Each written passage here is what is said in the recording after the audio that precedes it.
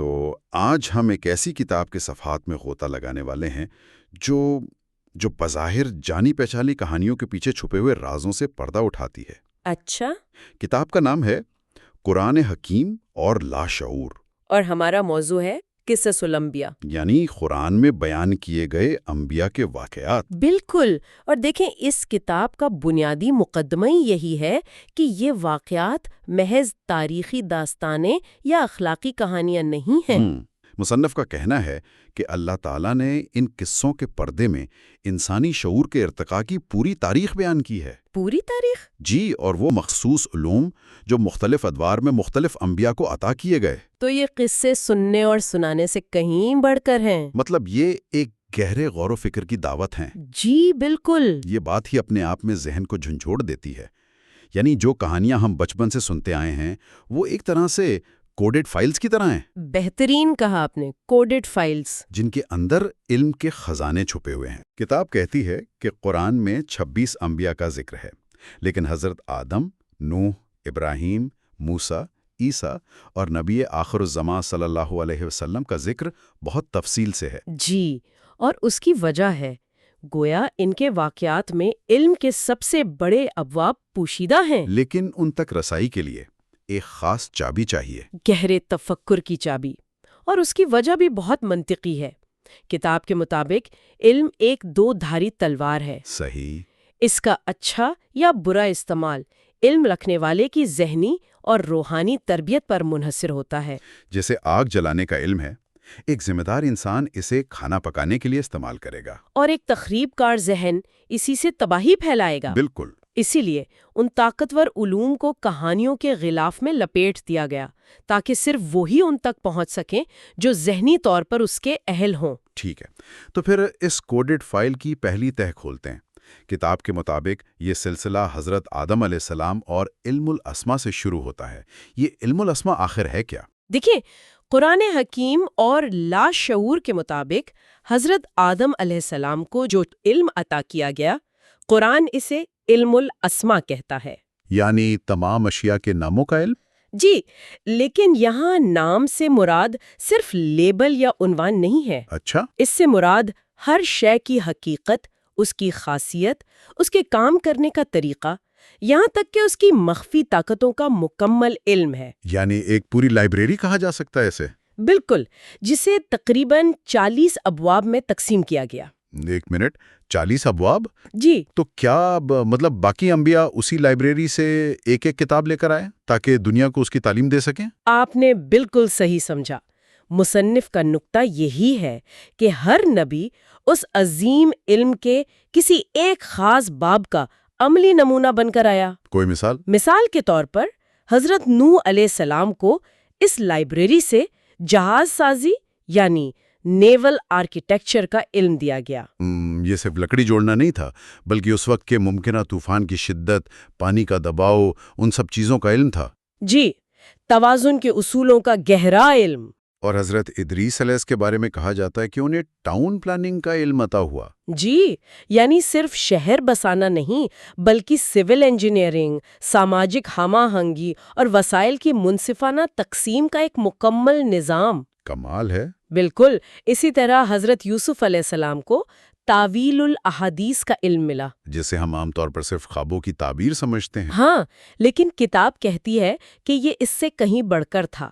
یہ ایک طرح کے پریڈکٹیو ڈیٹا انالیسس تھی۔ یعنی آنے والے حالات کا پہلے سے اندازہ لگانا اور پھر اس کے مطابق معاشی اور سماجی حکمت عملی تیار کرنا۔ بالکل، انہوں نے خواب کی بنیاد پر 7 سالہ قحط سالی کا جو منصوبہ بنایا وہ آج کے دور کی بہترین اسٹریٹجک اکنامک پلاننگ کی مثال ہے۔ اور حضرت موسیٰ علیہ کے معجزات جیسے عصا کا سانپ بن جانا، کیا کتاب اسے کسی قسم کی ٹیکنالوجی کہتی ہے؟ یہ بہت اہم سوال ہے۔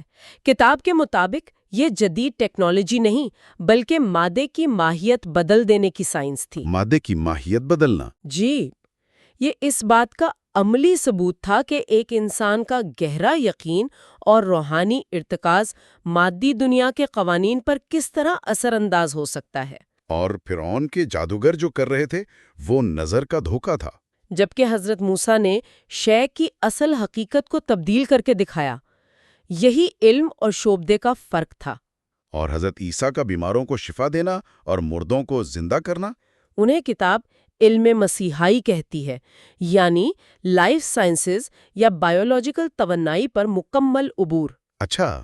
وہ یہ دکھا رہے تھے کہ زندگی اور موت کا تعلق صرف مادی اسباب سے نہیں ہے، روح اور توانائی کے بہاؤ کو سمجھ کر خلیات کو دوبارہ زندہ کیا جا سکتا ہے۔ تو یہ مادی دواؤں سے بالاتر ایک توانائی کی سائنس تھی؟ انرجی سائنس، جی۔ اور اس سلسلے کی تکمیل نبی اکرم صلی اللہ علیہ وسلم پر ہوتی ہے، جو اس علم الاسماء کی پوری لائبریری کے امین بن کر آئے۔ اسی لیے آپ کے معجزات جیسے شق القمر یا معراج وہ زمان و مکان کی حدود سے ماورا ہیں؟ جی بالکل۔ یہ سب کچھ نا قابل یقینی حد تک دلچسپ ہے، لیکن یہاں سب سے بڑا سوال یہ پیدا ہوتا ہے کہ اگر یہ علوم اتنے اہم ہیں تو آج ہم ان تک کیسے پہنچ سکتے ہیں؟ کیا کتاب اس کا کوئی عملی طریقہ بتاتی ہے؟ جی، اور یہ اس کتاب کا سب سے اہم حصہ ہے۔ مصنف نے اس کے لیے 5 قدموں پر مشتمل ایک طریقہ کار وضع کیا ہے۔ ٹھیک ہے۔ پہلا قدم ہے غیر منقسم توجہ اور یکسوئی، یعنی ایک وقت میں صرف ایک نبی یا ایک واقعے پر اپنی پوری ذہنی توانائی مرکوز کر دی جائے۔ بالکل، جیسے ایک میگنیفائنگ گلاس سورج کی شعاؤں کو ایک نقطے پر جمع کر کے آگ جلا دیتا ہے، ویسے ہی یعنی ملٹی ٹاسکنگ کو مکمل طور پر ختم کر کے ایک موضوع میں ڈوب جانا۔ جی۔ دوسرا قدم ہے ایک تصوراتی خاکہ بنانا۔ تصوراتی خاکہ؟ یعنی آنکھیں بند کر کے اس پورے واقعے کو اپنے ذہن کی اسکرین پر ایک فلم کی طرح چلانا۔ اچھا۔ جب آپ ایسا کریں گے تو آپ کا ذہن خود بخود سوال پوچھنے لگے گا، یہ کیسے ہوا؟ ایسا کیوں ہوا؟ اس کا کیا مطلب ہو سکتا ہے؟ گویا اپنے ذہن میں ایک سیمولیشن چلانا اور پھر اس میں آنے والی ایررز یا سوالات کو نوٹ کرنا۔ بہترین انالوجی ہے۔ تیسرا قدم انہی سوالات کے جوابات تلاش کرنا ہے۔ یہ جواب کہاں سے ملیں گے؟ یہ جواب آپ کو اپنے اندر سے بھی مل سکتے ہیں یا کسی کتاب یا استاد سے بھی۔ اہم یہ ہے کہ جواب منطقی اور واضح ہوں، تاکہ ذہن میں چلنے والی فلم مزید صاف اور روشن ہو جائے۔ بالکل۔ اگر جواب مبہم ہوں گے تو خاکہ بھی دھندلا رہے گا۔ اور چوتھا قدم؟ چوتھا قدم ہے جامع مطالعہ۔ اچھا۔ جس نبی یا واقعے پر آپ غور کر رہے ہیں، قرآن میں جہاں جہاں بھی ان کا ذکر آیا ہے، ان تمام آیات کو اکٹھا کر کے پڑھیں۔ اس سے بکھرے ہوئے ٹکڑے مل کر ایک مکمل تصویر بنانے میں مدد ملے گی۔ جی، اور آپ کو ہر لفظ کے پیچھے چھپے ہوئے گہرے مفہوم نظر آنے لگیں گے۔ اور آخری قدم، جو مجھے لگتا ہے سب سے مشکل بھی ہے، وہ ہے تقلید سے گریز۔ یہ بہت نازک نقطہ ہے۔ کتاب کہتی ہے کہ دوسروں کے کام کو حتمی سچ مان کر اپنی سوچ کا دروازہ بند نہ کریں۔ لیکن اس کا یہ مطلب بھی نہیں کہ ہر پرانی بات کو رد کر دیا جائے۔ نہیں، بالکل نہیں۔ اس کا مطلب ہے کہ دوسروں کے کام کو ایک بنیاد کے طور پر استعمال کریں، ان کے کندھوں پر کھڑے ہو کر آگے دیکھیں، نہ کہ ان کے سائے میں کھو جائیں۔ اس سے اپنی فکر میں گہرائی اور وسعت پیدا ہوگی۔ جی۔ تو آئیے اس طریقہ کار کو عملی طور پر استعمال کرتے ہیں۔ حضرت ابراہیم علیہ السلام، جن کا ذکر قرآن میں 69 بار آیا ہے، ان کی زندگی سے کوئی واقعہ لیتے ہیں۔ جی، اور سب سے اہم ذبح عظیم کا واقعہ، جسے ہم ہر سال یاد کرتے ہیں۔ بالکل۔ جب ہم اس واقعے پر کتاب کا بتایا ہوا طریقہ لاگو کرتے ہیں تو کچھ بہت چونکا دینے والے سوالات سامنے آتے ہیں۔ وہ سوالات کیا ہیں؟ پہلا اور سب سے اہم سوال، قرآن نے اس واقعے کے لیے خواب کا لفظ رویا استعمال کیوں نہیں کیا بلکہ منام کا لفظ استعمال کیا؟ منام؟ ان دونوں میں کیا فرق ہے؟ یہی تو نکتہ ہے۔ دوسرا سوال، بیٹے کو سیدھا لٹانے کی بجائے ماتھے کے بل لٹانے میں کیا حکمت تھی؟ مصنف کی تحقیق کے مطابق رویا ایک عام خواب ہے جو نیند کی حالت میں آتا ہے اور انسان اس پر غیر فعال ہوتا ہے۔ ٹھیک ہے۔ جبکہ منام، جس سے نوم یعنی نیند نکلا ہے، یہاں ایک گہری مراقبے کی حالت کے لیے استعمال ہوا ہے۔ Deep meditative state. جی، جس میں انسان کا شعور بیدار ہوتا ہے اور وہ غیب کے حقائق کا مشاہدہ کرتا ہے۔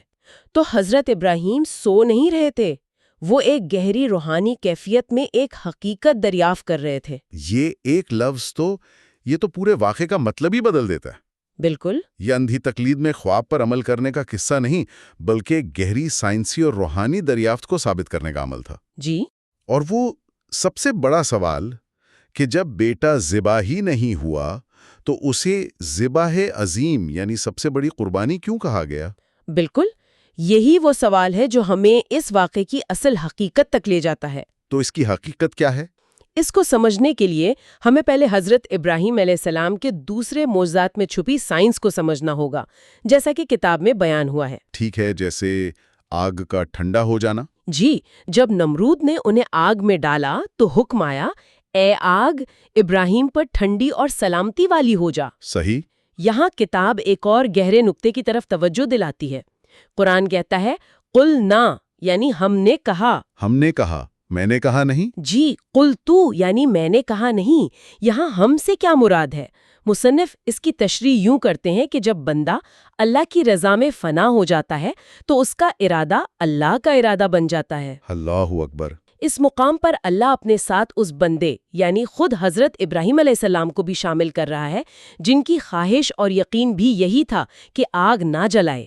یعنی یہ بندے اور رب کے ارادے کا ایک ہو جانا ہے، یہ تو قربت کی انتہا ہے۔ جی، اب دوسرے معجزے کی طرف آتے ہیں، وہ 4 پرندوں والا واقعہ۔ جی، جب حضرت ابراہیم نے اللہ سے مردوں کو زندہ کرنے کا مشاہدہ مانگا تو اللہ نے انہیں 4 پرندے لے کر خود سے مانوس کرنے کا حکم دیا۔ پھر انہیں ذبح کر کے ان کے ٹکڑے پہاڑوں پر رکھنے اور پھر پکارنے کا حکم دیا۔ جی، اور جب انہوں نے پکارا تو وہ پرندے دوبارہ زندہ ہو کر ان کے پاس آ گئے۔ اب سوال یہ ہے کہ اس کے پیچھے کیا سائنس ہے؟ ایک منٹ، کیا کتاب یہ کہہ رہی ہے کہ کائنات ایک بہت بڑی ہارڈ ڈرائیو کی طرح ہے جس میں ازل سے ابد تک سب کچھ ریکارڈڈ ہے؟ اور حضرت ابراہیم کے پاس اس ریکارڈنگ کو ریوائنڈ اور پلے کرنے کی صلاحیت تھی؟ یہ تو کسی سائنس فکشن فلم جیسا تصور ہے۔ آپ کی انالوجی بہت قریب ہے۔ کتاب اسے کائناتی ریکارڈ کا نظریہ کہتی ہے۔ کائناتی ریکارڈ۔ اس کے مطابق ہر شے کا ایک بنیادی بلو پرنٹ یا معلوماتی کوڈ کائنات میں محفوظ ہے۔ ٹھیک ہے۔ حضرت ابراہیم علیہ السلام کا پرندوں سے مانوس ہونا ایک روحانی اور توانائی کا ربط تھا، ایک انرجیٹک کنیکشن۔ اور جب انہوں نے پکارا تو ان کی آواز کی فریکوینسی نے ان پرندوں کے کائناتی ریکارڈ کو فعال یعنی ایکٹیویٹ کر دیا اور ان کے بکھرے ہوئے ذرات اسی بلو پرنٹ کے مطابق دوبارہ اپنی اصل شکل میں جمع ہو گئے۔ یہ یقین کو مشاہدے میں بدلنے کا ایک سائنسی عمل تھا۔ جی بالکل۔ ناقابل یقین، یعنی ہر چیز کا ایک سورس کوڈ کائنات میں موجود ہے جسے صحیح کلید سے دوبارہ فعال کیا جا سکتا ہے۔ صحیح۔ یہ نظریہ تو ذبح عظیم کے واقعے پر بھی ایک بالکل نئی روشنی ڈالتا ہے۔ اب آپ اصل نقطے پر پہنچے ہیں۔ ان تمام معجزات کا خلاصہ یہ ہے کہ حضرت ابراہیم علیہ السلام نے اشیاء کی صفات پر عبور حاصل کر لیا تھا۔ صفات یعنی پراپرٹیز پر؟ جی یعنی وہ چیزوں کی خصوصیات کو اپنے ارادے سے کنٹرول کر سکتے تھے۔ بالکل، جس طرح آگ نے ان کے لیے جلانے کی صفت کو ترک کر دیا، اسی طرح چھری نے کاٹنے کی صفت کو چھوڑ دیا۔ بالکل۔ جب آپ اس سوال پر غور کرتے کرتے اس گہری مراقبے کی حالت منام میں داخل ہوئے تو آپ نے وہ راز جان لیا کہ چھری کی کاٹنے کی صلاحیت کو اس سے جدا کیسے کیا جا سکتا ہے۔ تو بیٹے کو ماتھے کے بل لٹانا، اس کا اس سے کیا تعلق؟ بیٹے کو ماتھے کے بل لٹانا اس بات کا عملی ثبوت تھا کہ مقصد عام طریقے سے گردن کاٹنا نہیں تھا۔ اچھا۔ آپ نے چھری پھیری، لیکن آپ کا ارادہ بیٹے کو کاٹنا نہیں تھا بلکہ چھری سے اس کی کاٹنے کی صفت کو الگ کرنا تھا۔ تو اس عمل میں چھری نے بیٹے کی گردن کو نہیں بلکہ کسی اور شے کو کاٹا، یعنی اپنی ہی صفت کو۔ یہی ذبح عظیم تھا۔ یہی ذبح عظیم تھا۔ سب سے بڑی قربانی بیٹے کی نہیں بلکہ اس مادی قانون کی تھی کہ چھری کا کام کاٹنا ہے۔ بظاہر بیٹا ذبح ہوا مگر حقیقت میں کٹا کچھ اور۔ یا اللہ، یہ تو سوچ کے بالکل نئے دروازے کھول دینے والی بات ہے۔ یعنی قربانی کی رسم جو ہم ہر سال ادا کرتے ہیں، اس کا اصل مقصد اس عظیم سائنسی اور روحانی دریافت پر غور و فکر کرنا ہے تاکہ ہم بھی حقیقت کو جان سکیں۔ جی، یہ صرف گوشت بانٹنے کا عمل نہیں بلکہ مادے پر روح کی حاکمیت کا جشن ہے۔ بالکل یہی بات ہے۔ کتاب کا نچوڑ یہ ہے کہ یہ علوم صرف انبیاء کے ساتھ خاص نہیں تھے بلکہ ان کے اصول آج بھی موجود ہیں۔ اگر ہم اپنی روزمرہ کی زندگی میں چھوٹی چھوٹی باتوں پر غور کریں تو ہم بھی کائنات کے اس نظام کو سمجھ سکتے ہیں۔ ایک عام سی مثال ہے، گھر میں خاتون سبزی کاٹتے ہوئے چھری کو اپنے انگوٹھے پر ٹیک لگاتی ہے۔ صحیح۔ چھری سبزی کو تو کاٹتی ہے لیکن انگوٹھے کو نہیں، حالانکہ وہ بار بار اس سے ٹکراتی ہے۔ اور اگر کبھی انگلی کٹ جائے تو ہم کہتے ہیں دھیان بھٹک گیا تھا۔ بالکل۔ مطلب کاٹنے والی اصل طاقت چھری میں نہیں، ہماری دھیان یا ارادے میں ہے۔ کاٹنے کی اصل طاقت انسان کے ذہن اور اس کے ارادے کی ہے۔ چھری محض ایک آلہ ہے۔ اور حضرت ابراہیم علیہ السلام نے اسی اصول کو اعلیٰ ترین سطح پر استعمال کر کے دکھایا۔ جی، اور اللہ تعالیٰ کو ان کی یہ دریافت اتنی پسند آئی کہ اس کی یاد کو قیامت تک کے لیے عبادت کا لازمی حصہ بنا دیا۔ تو اگر حضرت ابراہیم کا اصل کارنامہ چھری سے کاٹنے کی صفت کو اپنے ذہن کی طاقت سے الگ کرنا تھا، تو آج کی دنیا میں ہم روزمرہ زندگی میں کن چیزوں کی صفات کو بدلنے کی کوشش کر سکتے ہیں؟ کیا غصے کی جلانے والی صفت کو ٹھنڈا کیا جا سکتا ہے، یا ناکامی کے احساس کی کاٹ کو گند کیا جا سکتا ہے؟ یہ کتاب ہمیں ان سوالوں پر چھوڑ جاتی ہے کہ یہ علوم صرف تاریخ کا حصہ نہیں بلکہ آج بھی ہماری زندگی بدلنے کی صلاحیت رکھتے ہیں۔ یہ گفتگو سننے اور دیکھنے کا بہت شکریہ۔ جی، بہت شکریہ۔ امید ہے اس سے آپ کے علم میں اضافہ ہوا ہوگا اور زندگی کو اس کی حقیقی روح کے مطابق دیکھنے کا ایک نیا زاویہ ملا ہوگا۔ انشاءاللہ۔ اس ویڈیو کو لائک کریں، چینل کو سبسکرائب کریں اور اسے اپنے جیسے سوچنے والے لوگوں تک پہنچائیں۔ اللہ حافظ۔ اللہ حافظ۔